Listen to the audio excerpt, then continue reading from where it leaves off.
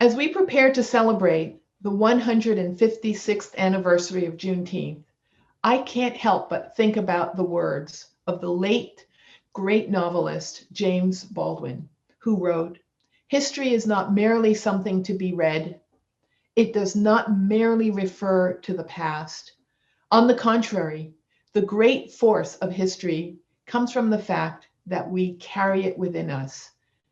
It is to history that we owe our frame of reference, our identities, and our aspirations."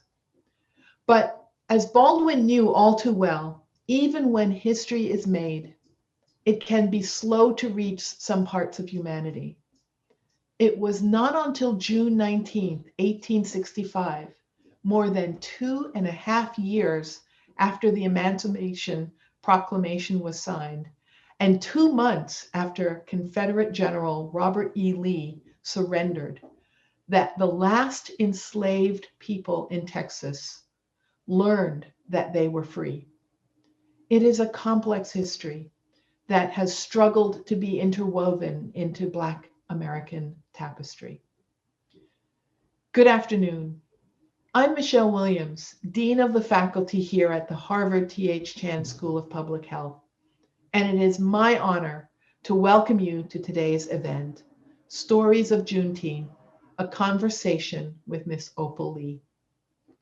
Our conversation this afternoon will feature the voices of 3 women whom I greatly admire.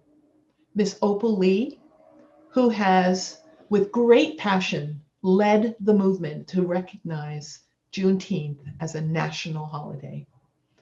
Professor Annette Gordon Reed, Pulitzer Prize winner and author of Un-Juneteenth. And Professor Evelyn Hammonds, chair of the Department of History of Science. I share a passion in recognizing Juneteenth as a national holiday, not simply because I'm a Black American, but also because my family, in particular my husband's family, has its roots in Texas.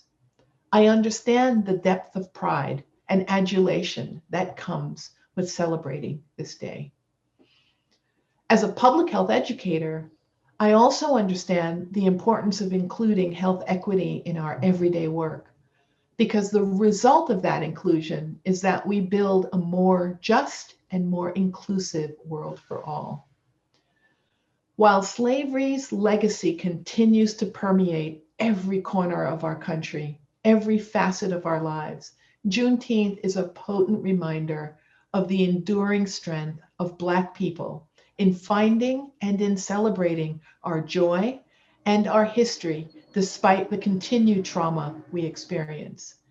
Claiming that right to joy is a large part of what makes Juneteenth so important and so special for us.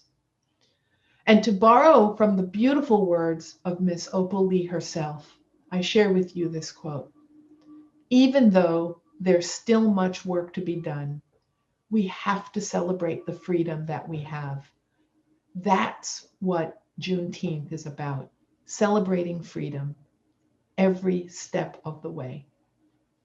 With that, I'd like to welcome and thank Ms. Opal Lee, Professor Annette Gordon Reed, and Professor Evelyn Hammond. And thank you all for joining us. Evelyn, I turn it over to you, my friend. Thank you, Michelle. It is my real pleasure to be here today as we are joined by our esteemed guests, Ms. Opal Lee and Professor Annette Gordon Reed, on the stories of Juneteenth and what it makes this holiday so important to us all. Welcome to you both. Welcome to all our Harvard community members joining us today. And a special thanks to our co-presenters, Lilu Barbosa and the Office of Diversity and Inclusion, along with the Research Scientists Association.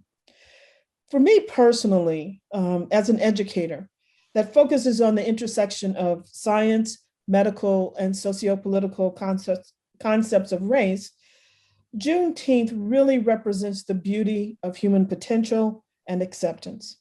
I am so thrilled to be part of this discussion, and I'm even more thrilled that 2 days ago, the Senate unanimously passed a bill to make Juneteenth a national holiday. Now it is off to the House, and we are all very, very hopeful and confident that we will be celebrating a win as that body adjudicates this issue. Ms. Opal, let's start with you. You must be thrilled that we are one step further in making Juneteenth a national holiday. How are you feeling this morning? I'm one step away from doing a holy dance. As soon as the House passes that bill, you're going to see me dancing in the street. I tell you, I'm so happy I don't know what to do. Oh my goodness, well, I look forward to seeing that with and joining you if I could. Annette, what are your thoughts? Oh, I was, taken by surprise by it, but I'm very happy. Miss Lee has worked so hard on this. Other people have as well, and it's a good thing. It's something that I think should happen, and I'm hopeful that the House will do the right thing. Mm-hmm. So, Annette, I just wanted to ask you. I think it's really important to understand the historical context of this day. You're from Livingston, Texas. You grew up celebrating this day for many years. Talk to us a little bit about that. Well, I was born in Livingston, Texas. My family moved when I was about 6 months to Conroe, Texas, but we were back and forth between those two towns. I don't want to say cities, towns, all of my life, all of my young life. And I don't remember a time when we didn't celebrate Juneteenth. It was just part of a natural thing. People have asked me, is it something that we talked about in school? And we really didn't. This was a holiday that was kept going by the Black community, essentially. And we celebrated, we had barbecue, we drank red soda water, we had, goat. We didn't eat goat, but some people, that's another dish that was served during that time period. And it was a time for the community to come together. It's a family holiday. And that's the thing to me that makes it so special, this idea of families, not just your blood relations, but community, everybody coming together to remember how those people felt when they heard that they were no longer going to be treated as property. As Ms. Lee talked before, the quote that you said, that there are things to be done, but that moment is thinking about that particular time period when there was joy at the end of the legalized end of slavery in Texas. Thank you. Ms. Opal, for those of us who still don't have a really kind of intimate familiarity with Juneteenth, can you talk a little bit about the holiday and how it came to be, and certainly how it came for you to be a part of it? Well,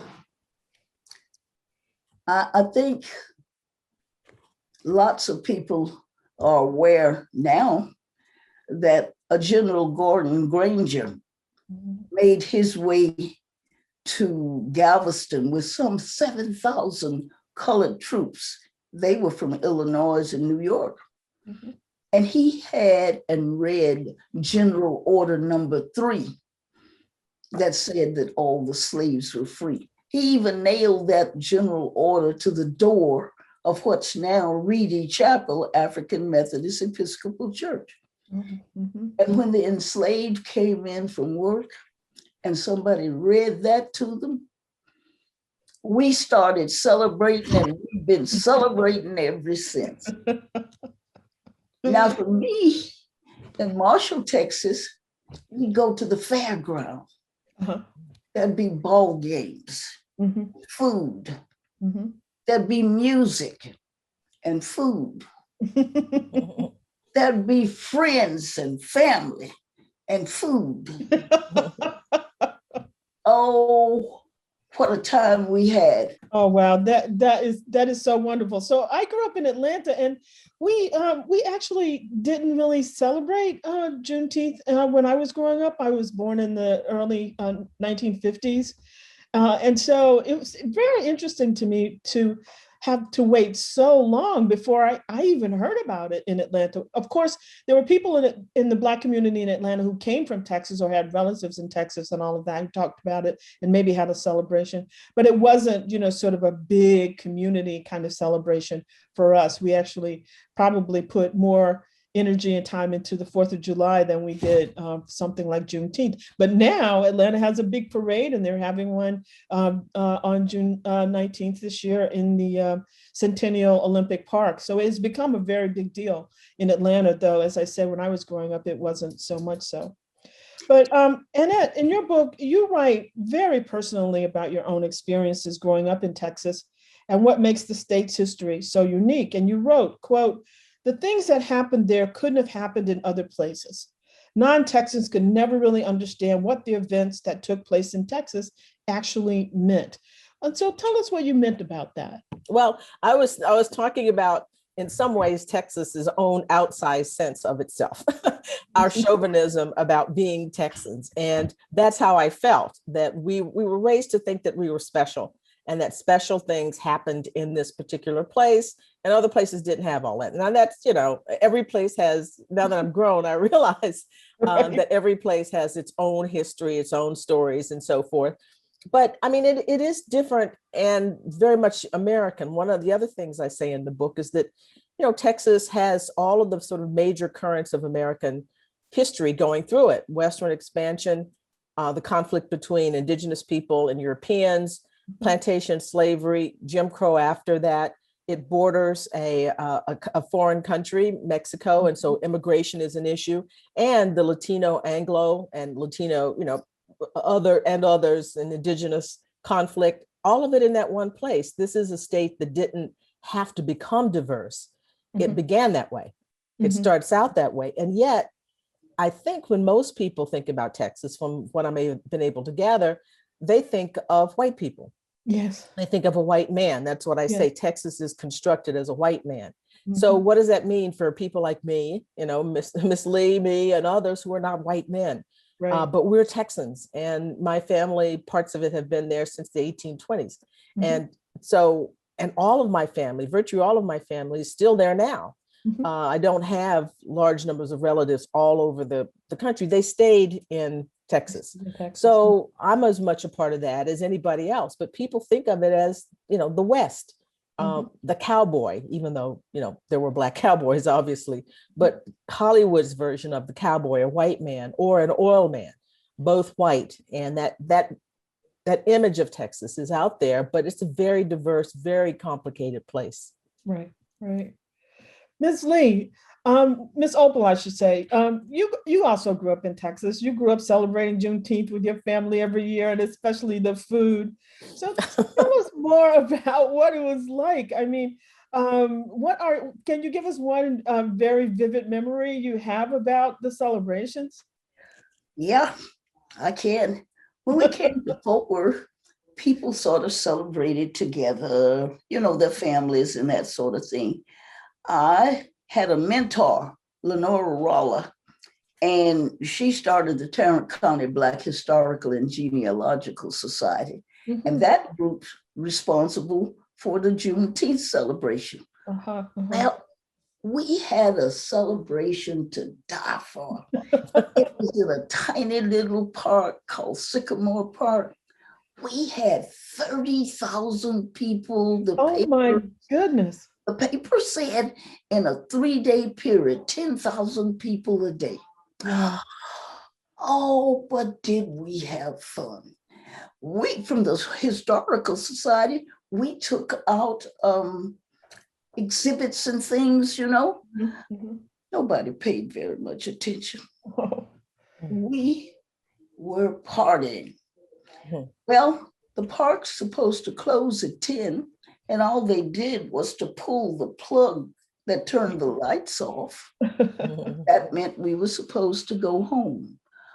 Why did I get on a flatbed truck and put that plug back in and partied till dawn? That is amazing. I had no idea the celebrations were that large. That is just fantastic. Annette, Juneteenth kind of remains for many people a kind of complicated holiday. Why do you think it remains complicated? Well, I think it's complicated because we know what happened, right? I mean, that's the thing about history and historians. And people looking back on history, we understand we know the road ahead. So there's this intense moment of joy, which we should celebrate, and we should think about these people, who endured something unimaginable, really, for us. As bad as our times are tough in lots of ways, but they were in, an inhumane, relentlessly inhumane situation. Yes. And they were happy about the alleviation of that, even though they knew that it was going to be a struggle. So I think what people do is look back and say, well, it was still hard after that. We know that after a brief moment through Reconstruction, the redeeming white governments brought in Jim Crow and tried to bring things back as near to slavery as they could get it. Slavery was a system of social control. And once that legal basis for that kind of control was gone, they tried to find other ways to do that. And, we're almost successful, pretty successful. Debt peonage and voter restrictions, all those kinds of things. So there's I think there's a tendency, we don't want people to run away with this idea that everything was okay. We know it wasn't. My father, who could be quite sarcastic, would say, the slaves haven't been freed. And, during Juneteenth things, because what he meant was we still have a way to go with all of this. But he knew he wasn't being, made to work sun up to sundown, for somebody else's. He understood, or being sold. I wasn't sold away from him, those kinds of things. But what he really meant was that there's your celebration, but always with this eye towards the future and a continued struggle. So I think that's the complication. People don't, even yesterday, when they made this announcement and it became, really well known, I saw in my Twitter feed people sort of not poo-pooing it, but saying, well, what about reparations? What about this? Exactly. What about that? Exactly. Well, yeah. What about voting rights? Well, yeah. Sure, they could do that unanimously for this holiday, but voting rights, those are two separate things, right? Exactly. They're linked in terms of history, but in terms of the political calculations, you should never think that the people who voted for this would necessarily vote for the other thing. But that doesn't mean that you can't celebrate and be happy about this particular thing that happened. And, that it has its own valence, its own importance. And we do know there's a link. We can make that link. I could do it, but they're not the same. So I think people don't want to get carried away. Always remember that there's stuff to be done. And those people back then, they knew there was stuff to be done. We can't patronize them and assume that they didn't understand that they were dealing with some really, really tough circumstances. Because they knew that. I completely agree. And I also often think about this moment of where something publicly declared the end of the most profoundly inhumane institution is worth in it of it for people who grew up in it, who had no idea that it was going to end. Yeah. That it could end. And so that is a moment of celebration, that this thing is just, okay, we can go forward. It's going to be hard, but we're going forward. Yeah. So, Ms. Opal, I want to ask you, what drove you to make your life's work be about, one part of your life's work be about helping to make Juneteenth a national holiday? Oh, I think I was about 89 and I got to fidgeting and fussing and thinking I hadn't done enough, because I belonged to a group called the National Juneteenth Observance Foundation. It was started by Reverend Myers, Ronald Myers. And you needed to know Dr. Myers because he was a medical doctor. He was a Baptist minister. He was a jazz musician, all wrapped into one.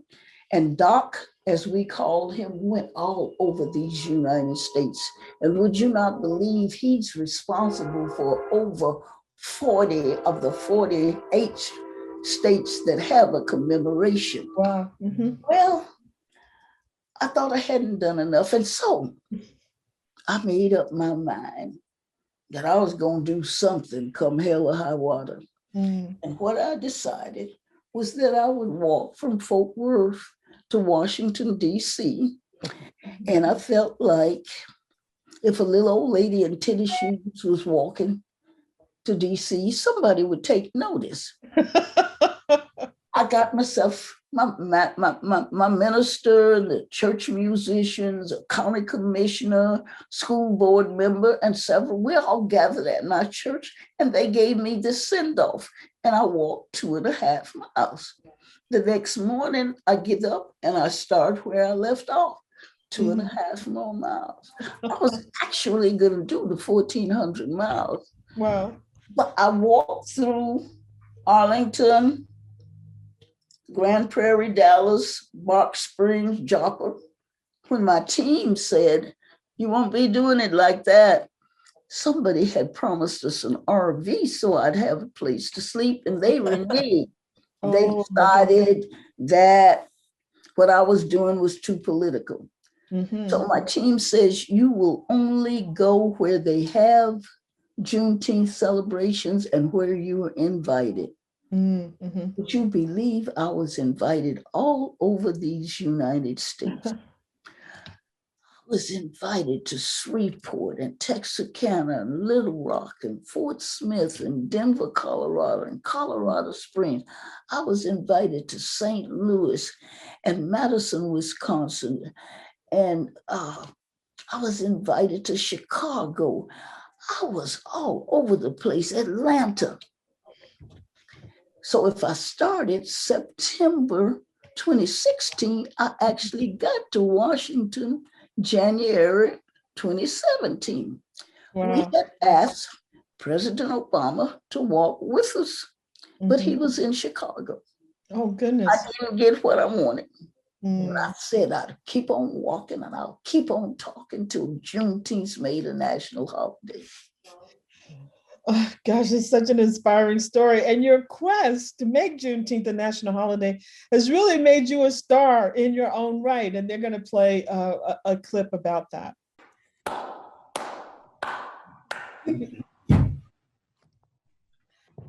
I called you to give you the news early, Mama Opal. I called you to give you the news early. Okay. Everybody was inspired because of you. And because of you, you just hit 1 million signatures on your petition. I wished I was close enough to hug you to death. I just wish I was close enough to you, boy. I wouldn't turn you loose. Ooh, I'm so proud of you. I'm proud of you, Mama. I'm proud of you. So, Miss Opal, how do you feel looking at that when Diddy called? We can tell you were extremely happy, but you want to say something else about that moment? Oh, that youngster talked to the people, I guess, that he knew, and they rallied, and we had 1,500,000 signatures to take to Congress with his help. I'm just so pleased. And we want to take another 1,500,000 signatures to them. We don't want them to forget. They've got lots on their plate. And I don't want people to think Juneteenth is just one day. There is too much educational components. We have too much to do. I even advocate that we do Juneteenth, that we celebrate freedom from the 19th of June to the 4th of July.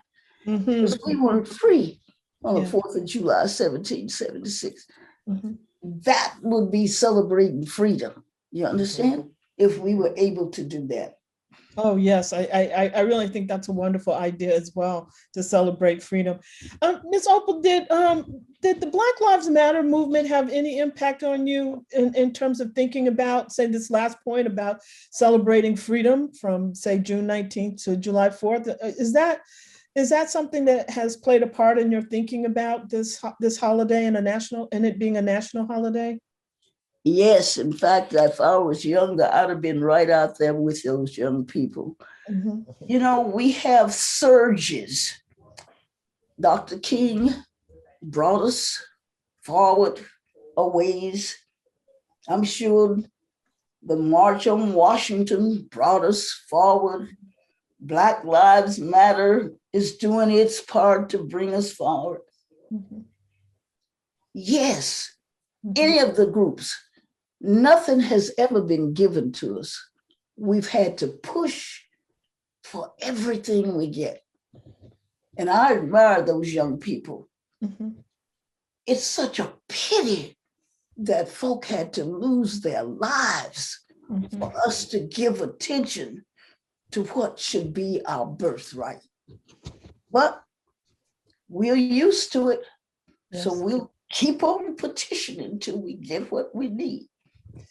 Well, I mean, this, again, you are being so inspiring to us today, but I want to ask you, can you tell me a little bit more about growing up in Texas and how that shaped your commitment to making Juneteenth a national holiday? Your family home was burned down when you were 12. And how did that experience shape, Ms. Opal, how did that experience change your understanding of Texas and of the United States? I'm not so sure it changed it. My parents bought a house in a neighborhood. We didn't know we weren't wanted. The paper said people gathered on the 19th of June, 500 strong, that the police were there, but they couldn't control the mob. When my father came with a gun, the police told him, if you bust a cap, we'll let the mob have you. My parents sent us to friends several blocks away, and they left under cover of darkness. Those people tore that place apart. They burned the furniture. It was horrible. My parents never, ever spoke to us about it. They worked and worked and worked and bought another home. I don't know what that's had on, I don't know what that has done for me, except I felt like if those people had allowed us to stay in that community, they would have found out we were just like them. All we wanted was a decent place to stay. And my father had a job. My mom was working too, but healthcare, a decent school, and we had a fabulous school. It was segregated, but hey, our teachers were like something else. That was all we wanted. We could have been good neighbors, but they didn't give us the opportunity to show that.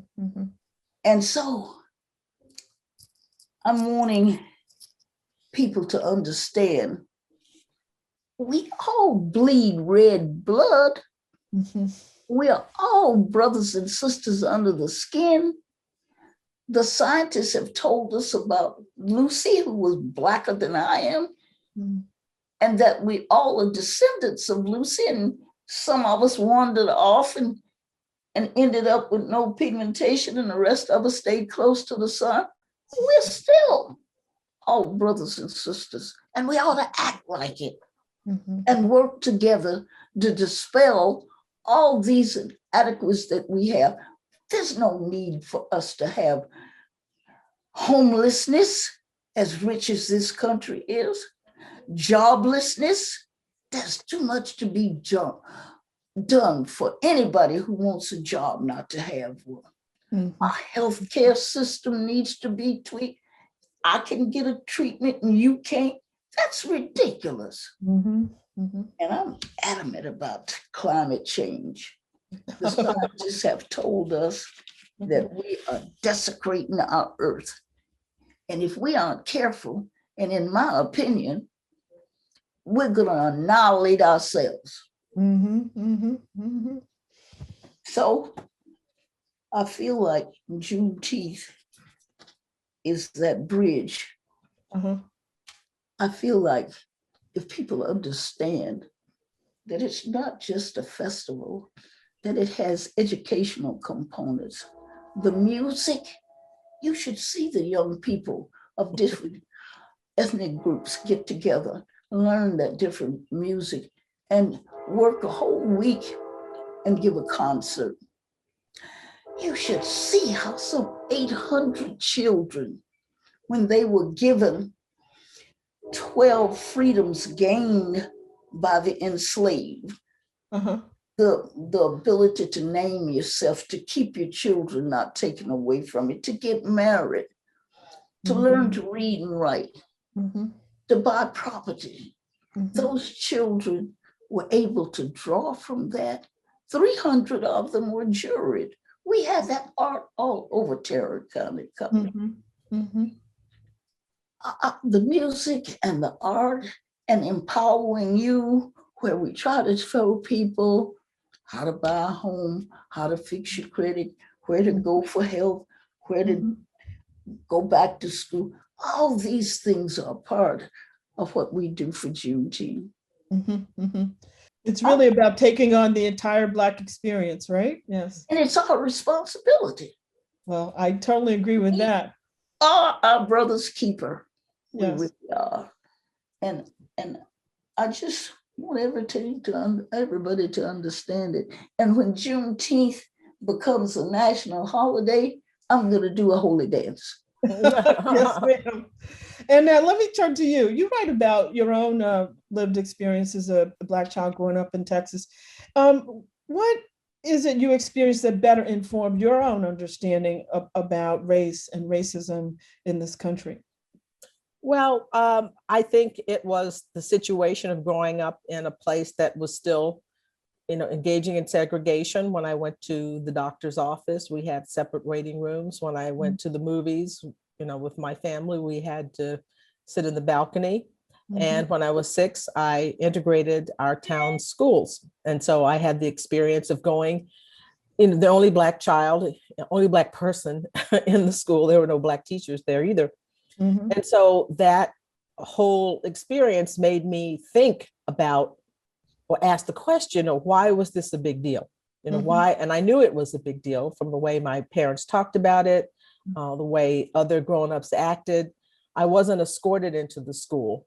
There was an agreement that everything would just be sort of normal. My father took me to school. I didn't ride the bus. That might have been too much, but took me to school, and I had the experience of educators coming to stand in the doorway to look in, to to see how this was progressing, and so I knew I was on display, and it, as I said, it made me think about why, where did this come from? And then when I learned about slavery, began to think about slavery. I mean, I knew slavery existed, but to think about it more, I saw the connections between a kind of racial hierarchy, a supposed racial hierarchy, and that was enforced by law and enforced by custom. So it opened my eyes. That experience, particularly the schooling, I think, just made me think about the way white and Black people responded to one another, and the difficult and complicated relationship that we had. So that really was a formative experience for me. And I think it helped me, think about history, become a lover of history, and probably, obviously, made me want to write it and to do it. So those were very, very important moments and important experience for me. I think that's certainly for me, integration and being bused in Atlanta in the 1960s changed everything about how I thought about myself and my community, and a little bit about the future as well. I mean, one of the things you write about in your book is that Juneteenth, quote, shows that Texas, more than any other state in the Union, has always embodied nearly every major aspect of the story of the United States of America, unquote. So if Texas embodies so much of the troubled history of Black Americans, can you talk about how it might also embody some of the positive aspects of our history? Well, certainly what Ms. Lee has been talking about, and we've discussed the resilience of these people. I mean, you think of 1865, they get this order, and the order also talks about equality, that they would exist in a state of absolute equality, and how whites responded to that. In many instances with violence, people who celebrated were whipped and chastised other ways for celebrating. There was violence all over the state, actually, not even just in terms of Texas, but all over the South. Right. They right, unleashed right. a torrent of violence on the freedmen. And yet in 1876, 4 Black men in Houston pool their resources and buy land for the specific purpose of Yes. celebrating Juneteenth. And that becomes Emancipation Park, which is still there in Houston. And I have been to Emancipation Park, and they have festivities every year. So I think that that notion of going forward in the middle of in the midst of a lot of hostility. And one of the most moving moments for me writing the book was finding my great-great-grandfather on a voter registration list in 1867. Wow. Yes. And I thought, this is just a couple of years after Juneteenth, 1865. Right. And here's a person who is saying now, I'm going to be a citizen and participate in my governance, the governance of this place, and being a part of all of that, and what that actually meant to him. So I think struggle and perseverance in the face of adversity, and joy. Joy is a part of it. I mean, too, I know some people think that in order to be serious, you got to be serious all the time. You have to, you can't smile, you can't have joy, you can't, celebrate.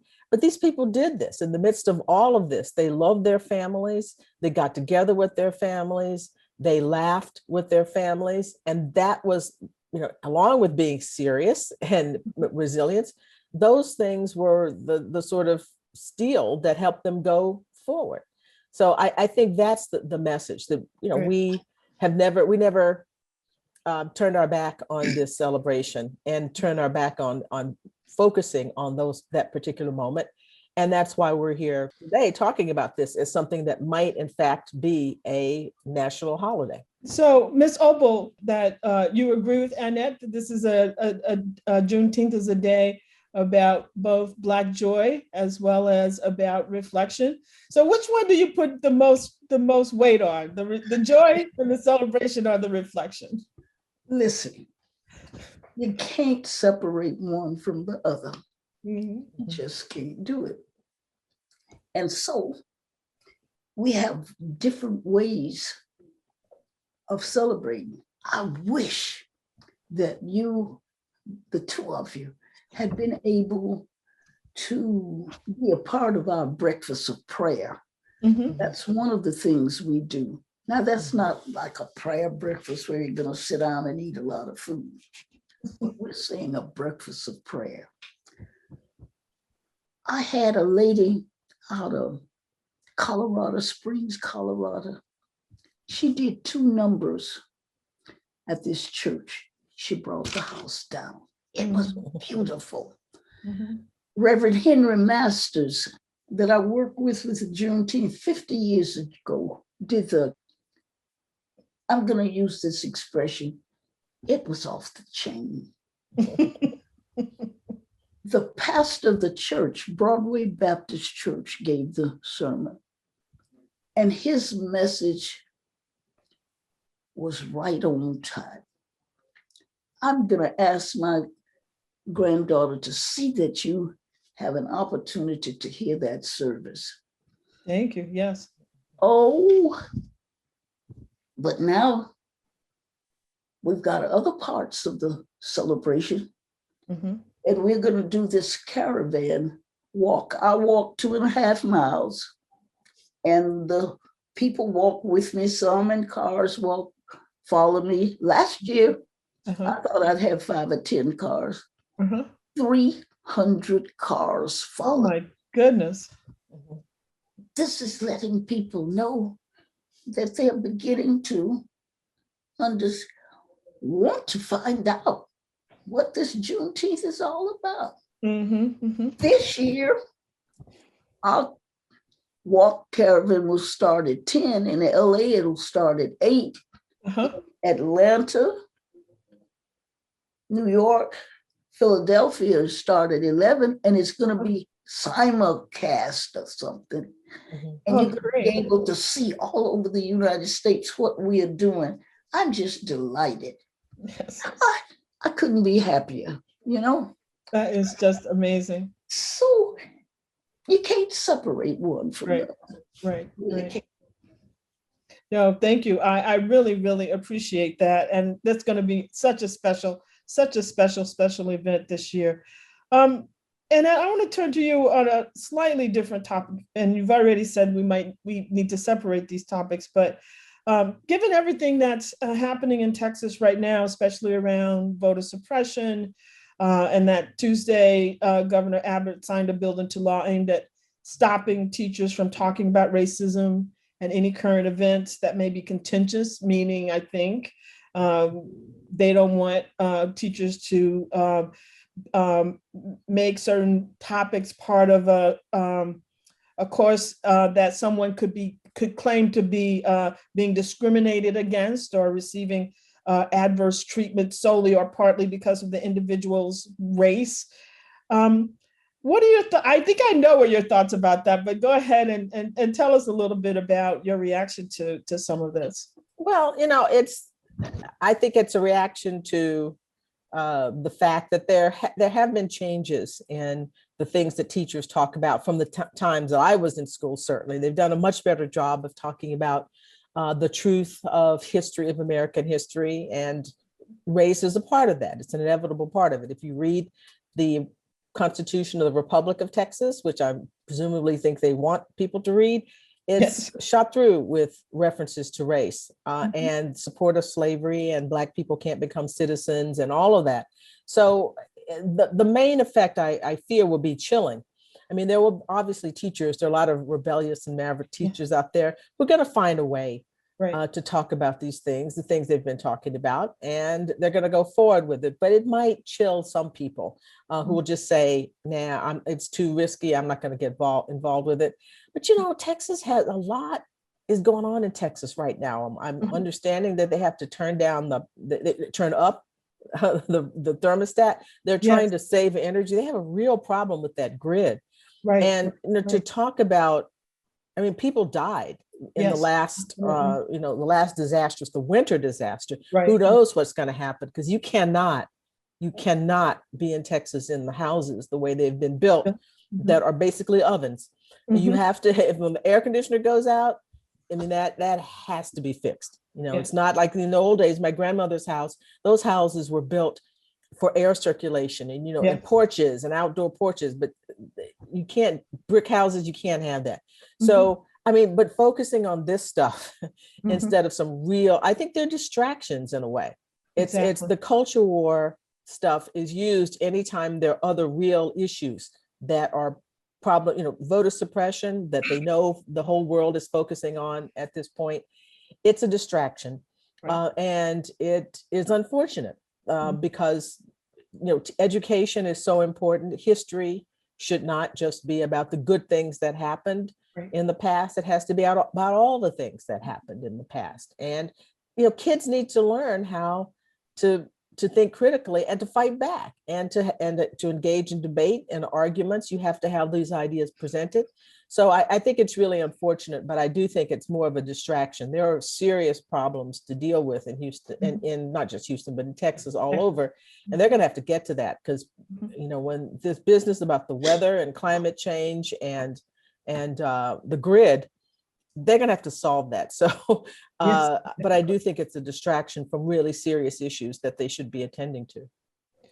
And Ms. Opal, what's your response to some of these activities going on in Texas, the crisis, the issues being raised about what to teach in schools and voter suppression and the other things that Annette just responded to? We are going to soldier on, and we're not going to let those kinds of things stop us from getting over to our children what they need to know. Our libraries are going to carry books. Our churches are going to fill in. We're simply not going to let that stop. And they got enough problems not to be able to police us about what we're doing in the schools, you see.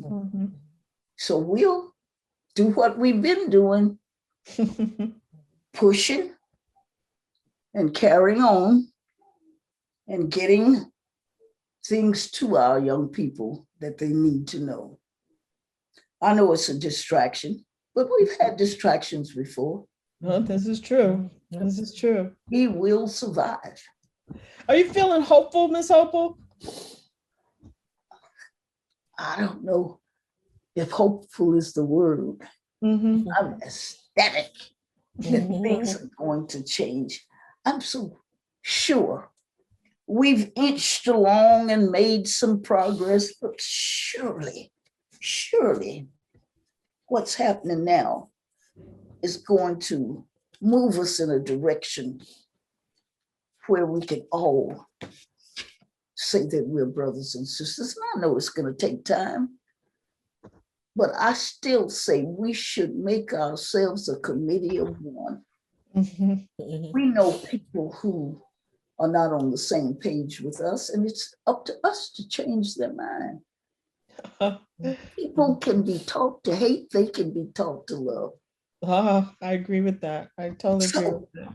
I really believe if each one of us teaches one of us, we're going to make it. And I hope people don't think there's pie in the sky. We've got to use the weapons that we have. And we don't have guns. Right. So right. our minds are what we need to use. I see it being bright on the horizon. I just hope I live to see it. Oh, I'm pretty sure you'll be with us through a lot more of it. Annette, towards the end of your book, you write about how Jefferson said Black Americans could not love a country that did not love it back. But then he understood why Virginians would feel love for their home state because of a connection. Do you still think about those lines and why, despite all the things we've covered about the work we have to do going forward, but do you still think it's true that we can't love a country that doesn't love us back? Well, I don't agree with his formulation of it. And I think it's not their country. Right. The country is made up of people, and there are people in the country who have certain thoughts and feelings and beliefs that I don't have to agree with, that I don't have to subscribe to. So the assumption in that statement was that the country was white people's country, yeah, exactly. And wasn't accepting Black people as a part of it because we weren't supposed to be here. His view was, the slave trade was wrong. It was an evil. They were not supposed to come here. And, it doesn't make any sense for them to be here. But having been here all this time period, and so I'm talking about the fact that when he dies, he leaves a will requesting the legislature that they allow certain people to stay in Virginia. And he says that's where their families and their connections are, which was why all African Americans should have been allowed to stay in the United States. That's where our families and connections are. And what I say in the book is that the affection that I have for Texas, the love that I have for it, grows out of the experiences that I had there with my family in a land, in a place where I belonged as much as the people who hated me belonged. Why do we give them the power to decide, who controls that territory and who has a claim to that territory? And I don't think they do any more than I, as I said, whose family's been there for generations and generations. And it is a love born of connections, family, experiences, memories, all in this particular place, that's what it is. It's not, it's not what some other person thinks about you and what some other person thinks about your experiences in a place. They don't control that. As far as I'm concerned, they don't control that. Right. Ms. Opal, you've given us such a vivid picture of the celebrations of Juneteenth over a long period of time. I have two last questions for you. The first one is, you want to tell me what your favorite food was on Juneteenth? Because you certainly remember the food very, very well. Well, I'm not so sure I have a favorite. I'll tell you what I don't eat. I don't eat yams. Really? I can eat anything else but yams. And let me tell you why. Yes. When I was a little one, my dad would tell my mother to feed me before he got home from work so they could have their meal together. I'd see him coming. I'd been fed, and I'd say, I'm hungry. So I'd have to sit at the table with him. He'd fuss with her. I told you to feed that young one. Well, I did that one time too many. And I got at the table and I fiddled and I played. And I said, I had enough. She says, no, eat some more. She said, before it was over with, she had me across her lap. She was chugging these sweet potatoes down. She had to kill me. I do not eat yams under any circumstances. And she made the best potato pies. So any other food, girl, I go for it. The carrot, the cornbread, the black-eyed peas, chitlins. Chitlins, oh my goodness, now, Miss Opal, that's something I'm not going to eat either. You ask me, I'm telling you, I like food here. I like food. And then, did you have a favorite food for Juneteenth celebrations? Well, I like the tamales my grandmother made. Yeah, I like greens.